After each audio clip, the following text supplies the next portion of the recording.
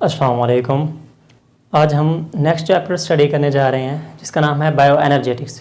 याद रखिएगा ये बहुत ही इम्पॉर्टेंट चैप्टर है for the examination point of view.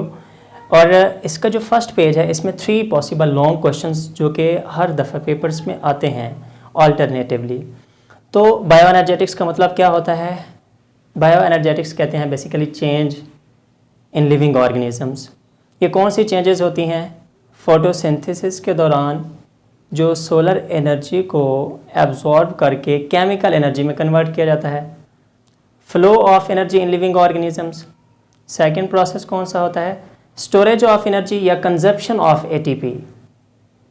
जो स्टोर हो रही होती है एनर्जी वो ग्लूकोज की फॉर्म में हो सकती है, वो स्टार्च की फॉर्म में हो सकती है, वो एटीपी की फॉर्म में हो सकती है, या वो ग्लाइकोजन की फॉर्म में हो सकती है।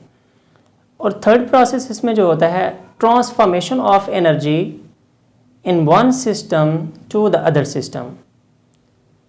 तो जो हीट एनर्जी को केमिकल एनर्जी में भी कन्वर्ट किया जाता है।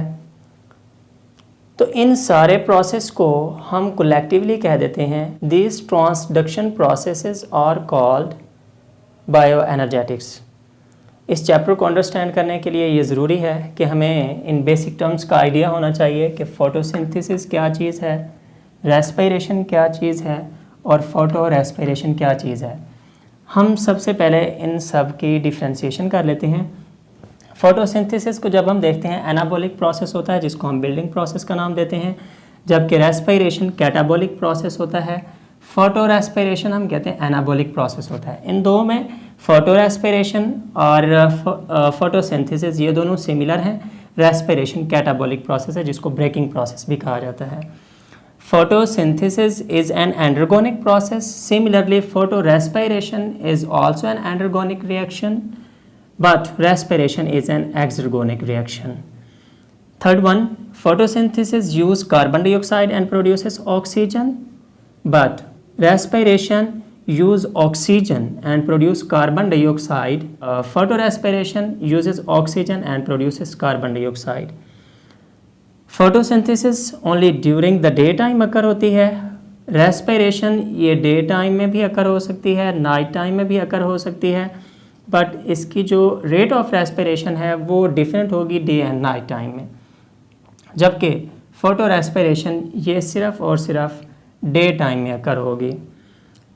फोटोसिंथेसिस जब हो रही होती है तो स्टोमेटा ओपन होते हैं। रेस्पिरेशन जब हो रही होती है तो स्टोमेटा ओपन हूँ या क्लोज हूँ इस पे कोई डिफरेंस तो नहीं पड़ता, बट जब क्लोज होंगे तो रेस्पिरेशन का प्रोसेस कम हो जाएगा।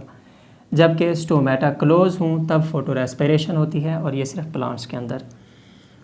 फोटोसिंथेसिस में जो एंजाइम यूज़ होता है उसको रुबिस्को कार्बोक्सिलेज कहा जाता है। रुबिस्को कार्बोक्सिलेज की कार्बोक्सिलिक साइट इसमें पार्टिसिपेट करती है, जबकि रेस्पिरेशन में जो एंजाइम यूज़ होता है फॉस्फोफ्रुक्टोकाइनेज कहते हैं। और फोटो रेस्पिरेशन के दरमियान जो एंजाइम पार्टिसिपेट कर रहा होता है उसको रुबिस्को ऑक्सीजिनेज नाम दिया जाता है। अब फोटोसिंथेसिस को हम 3C साइकिल कहते हैं क्योंकि ये प्रोड्यूस कर रहा होता है, और इसको केल्विन साइकिल का नाम भी दिया जाता है। रेस्पिरेशन यूटिलाइज करता है कि ग्लूकोज होता है। फोटो रेस्पिरेशन ये प्रोड्यूस करता है 2 कार्बन कंपाउंड को, इसलिए हम 2C या 2 कार्बन साइकिल भी कहा जाता है। फोटोसिंथेसिस ये प्रोड्यूस करती है शुगर और एटीपी, जबकि रेस्पिरेशन में शुगर और एटीपी प्रोड्यूस हो रहे होते हैं। फोटो रेस्पिरेशन में कोई एटीपी या कोई शुगर प्रोड्यूस नहीं हो रही होती। नेक्स्ट, फोटोसिंथेसिस में क्लोरोप्लास्ट पार्टिसिपेट करते हैं। रेस्पिरेशन के प्रोसेस में माइटोकॉन्ड्रिया पार्टिसिपेट करते हैं, जबकि फोटो रेस्पिरेशन में माइटोकॉन्ड्रिया, क्लोरोप्लास्ट, पेरोक्सिसोम्स ये सारे ऑर्गेनली पार्टिसिपेट कर रहे होते हैं। अब फोटोसिंथेसिस किसके अंदर होती है? It takes place in algae, green bacteria, sulphur bacteria और सारे के सारे जितने भी प्लांट्स हैं उनके अंदर हो रही होती है।